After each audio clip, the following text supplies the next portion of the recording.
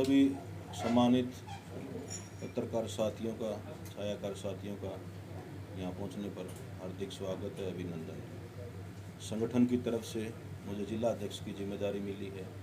उसके तौर पर आज पहली बार आपसे परिचित तो सभी साथी पहले से हैं, लेकिन आज सभी से एक औपचारिक बैठक करने के लिए हम यहाँ सभी इकट्ठा हुए और एक आगामी सूचना देने के लिए सभी साथियों को यहाँ निमंत्रण दिया गया था और आप सभी साथी यहाँ पहुँचे, उसके लिए हम आपका धन्यवाद करते हैं। 10 तारीख शनिवार को हरियाणा प्रदेश के यशस्वी उप मुख्यमंत्री आदरणीय दुष्यंत सिंह चौटाला जी हिसार सिटी का दौरा करेंगे। लगभग 30 कार्यक्रम उनके हमने हिसार में रखे गए हैं। 30 कार्यक्रमों में वो हर समाज तक पहुंचने का काम करेंगे, हर वर्ग को उस दिन छूने का काम करेंगे, चाहे वो अनाज मंडी हो, चाहे वो राजगुरु मार्केट हो, सब्जी मंडी हो, विभिन्न RW एसोसिएशंस हो, वेलफेयर एसोसिएशंस हो, सभी हर वर्ग तक उस दिन वो दौरा करेंगे, शहर की समस्याएं सुनेंगे और अधिकारियों के साथ मौके पर उनका निपटाने का काम भी करेंगे। और दुष्यंत जी की उपलब्धियों के बारे में मैं बताना चाहता हूँ कि दुष्यंत जी ने युवाओं के लिए सबसे अहम मुद्दा था हरियाणा प्रदेश में बेरोजगारी का।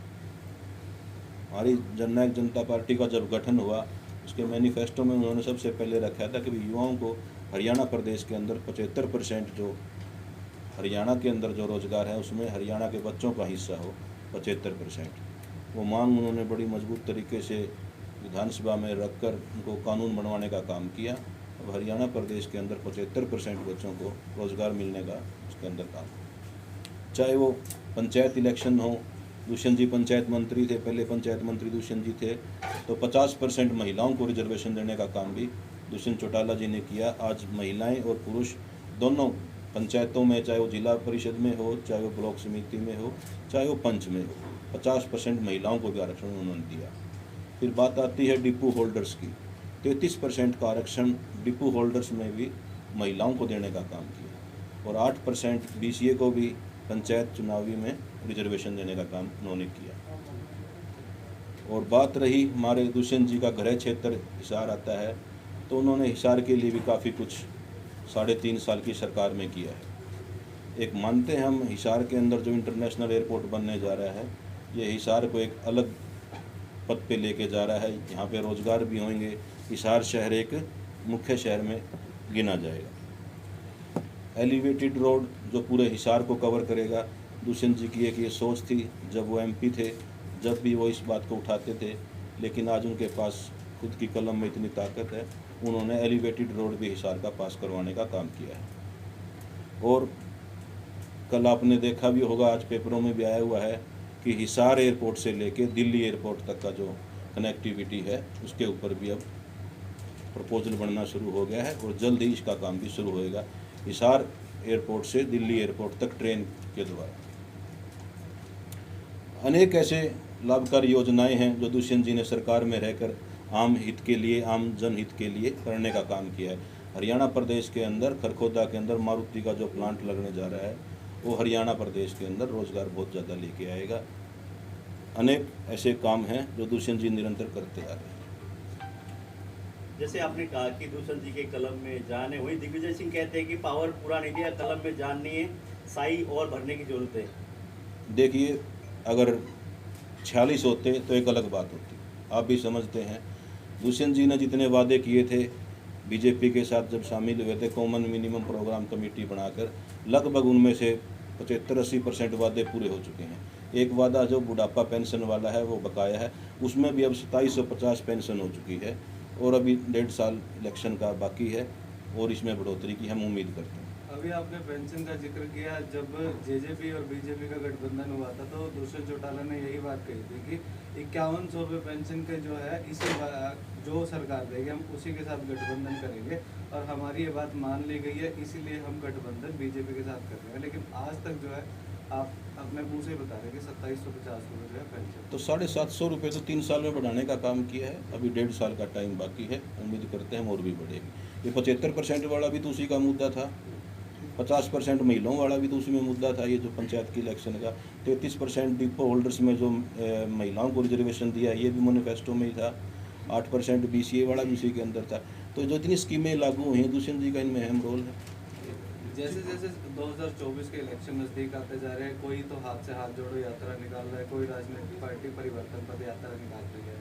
तो दुष्यंत जी का ये जो कार्यक्रम है, जो 30 कार्यक्रम आपने बताया शनिवार को आने वाले, तो क्या 2024 की तैयारियां आपने शुरू कर दी? देखिए जी, दुष्यंत जी और डॉक्टर अजय सिंह चौटाला जी और जननायक जनता पार्टी कभी ड्राइंग रूम की राजनीति नहीं करती, ये हमेशा फील्ड में रहते हैं। दुष्यंत जी तो कोठी पे रहते हुए भी एक दिन में 1000 आदमियों से ऊपर मुलाकात करते हैं। ये दूसरी पार्टियां हैं, ये इलेक्शन के टाइम बाहर निकल के आती हैं। जननायक जनता पार्टी एक परिवार है, वो दिन रात फील्ड में ही रहता है, लोगों के बीच में रह के उनके काम करता है। एक बार फिर से ही जैसे जेजेपी और बीजेपी का विरोधाभास दिखाई दे रहा, वहीं दुष्यंत चौटाला जी कहते किसी के पेट में दर्द हो तो इस तरह की बात, वहीं प्रभारी जो भारतीय जनता पार्टी के उन्होंने भी उनको जवाब दिया है। नहीं, देखिए वो बात क्या थी, उन्होंने 3 दुष्यंत जी ने कहा था 3 लोगों में उचाना में दर्द है। अब कोई पता है वो 3 लोग कौन हैं? वो प्रॉपर उचाना के बात थे। जो प्रभारी है आदरणीय विपुल जी, वो उचाना के नहीं है। बात संदर्भ उचाना में की गई थी। किसी पत्रकार साथी ने ऐसा पूछा तो उस बात को मरोड़ तोड़ के पेश किया गया। इस मुद्दे के ऊपर हमारे प्रदेश अध्यक्ष सरदार निशान सिंह जी ने और राष्ट्रीय उपाध्यक्ष डॉक्टर KC बांगड़ जी ने बड़ा स्पष्ट रूप अपना बताया है प्रेस के माध्यम से। जेजेपी के पुराने कार्यकर्ता लगातार छोड़ते हुए नजर आ रहे हैं। पहले जितेंद्र शोराण, उसके बाद विनय वत्स और उसके बाद अभी हाल ही में जो है अमित ग्रोवर ने भी जेजेपी पार्टी को अलविदा कह दिया। तो बात आपने जब पूछी, मैं बताने का काम करूंगा। जितेंद्र शोराण पार्टी में आए हुए 10 दिन हुए थे। दुष्यंत जी ने उनको मान सम्मान दिया, विधानसभा का उनको चुनाव लड़वाया। आदमी की जब इच्छाएं ज़्यादा बढ़ जाती हैं, वो जिनका आपने दोनों का नाम जिक्र किया है, उनका मेयर बनने की जल्दी है। मेयर तो भैसार की जनता बनाएगी, है? उनको तो बस एक ही मकसद है, मेयर बनना। जितेंद्र आया 10 दिन के अंदर उसको चुनाव लड़वाया, इसे बड़ा मान सम्मान क्या देंगे? अमित ग्रोवर को क्या मान सम्मान में कमी छोड़ी? तो मेयर बनने की इच्छा है, वो मेयर बनने के लिए पार्टियां बदल रहे हैं, उसमें अब दुष्यंत जी क्या कर सकते हैं? उनकी इच्छाएं इतनी बढ़ जाती है, उसमें हम कुछ नहीं कर सकते। विपक्षी पार्टियों का आरोप है कि जो हिसार में बनने वाला एयरपोर्ट हवाई है। विपक्ष का काम होता है जी कहना, वो कहेंगे। अब कांग्रेस हाथ जोड़ो अभियान चला रही है, खुद का तो कुछ जुड़ नहीं रहा जी। हर गुटबाजी इनकी साफ नजर आती है। 8 साल से इन्होंने अपना संगठन तो आज तक ये खड़ा नहीं कर पाए, हाथ जोड़ने की ये बात करते हैं। शैलजा हुड्डा साहब के स्टेज पे नहीं जाती, रणदीप जी उनके स्टेज पे जाते नहीं, कैप्टन अजय यादव जाते नहीं, रणदीप सुरजेवाला जाते नहीं जी। हाथ किसके साथ जोड़ रहे हैं वो तो पता नहीं है, मीडिया में पता चलता हाथ जोड़ो अभियान। खुद का परिवार घर इनसे जुड़ रहा है नहीं। 8 साल से आप देख रहे हो, 8 साल से इनके पास संगठन नहीं बना है कांग्रेस के पास। जैसे दीपेंद्र हुड्डा जी कल कह रहे थे कि जेजेपी ठगुओं की टोली है।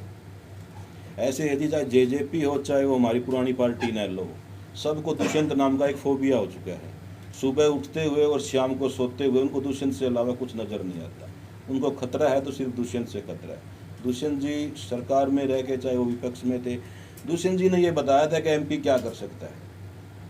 देश के युवा सांसद बने। युवा सांसद बनने के बाद आज आप देखते हो, किसी ने भी पानी के टैंकर की गांव में पंचायत को देने की कभी किसी सांसद ने नहीं सोची थी। दुष्यंत जी ने पहल की। आज पूरे हरियाणा में और पूरे भारतवर्ष में सांसद पानी के टैंकर बांट रहे हैं। चाहे वो एक फॉगिंग मशीन की बात थी। कहने का तात्पर्य ये है कि एक छोटी छोटी सोच को उन्होंने लेके चले थे और देश का प्रथम युवा सांसद बने। एक अच्छी सोच थी, लोगों ने उनको 50,000 से जिताने का भी काम किया। हरियाणा प्रदेश की सरकार में उप मुख्यमंत्री रह के वो कल्याण के काम कर रहे हैं, आमद के काम कर रहे हैं। पहले भी पानी के टैंकर दिए गए और अब भी पानी के टैंकरों की आवश्यकता पड़ी है। परमानेंट पानी अभी भी लोगों को नहीं मिल पाया हरियाणा के अंदर, कई गाँवों की समस्याएं। देखिए जी, गर्मियाँ जब आती हैं, आप गांव की बात कर रहे हो, शहरों में भी दिक्कत आती है। नहरों की सफाई करने का जो टाइम होता है वो गर्मियों के अंदर होता है, टेंडर हो जाते हैं। नहरें बंद होंगी तो पानी की शॉर्टेज नॉर्मली सी बात होगी। हम गांव की बात कर रहे हैं। अब आप देखोगे जून और जुलाई के महीने में शहर में ही लोग ये कहेंगे कि पानी नहीं आ रहा है। तो समस्याएं हैं वो तो।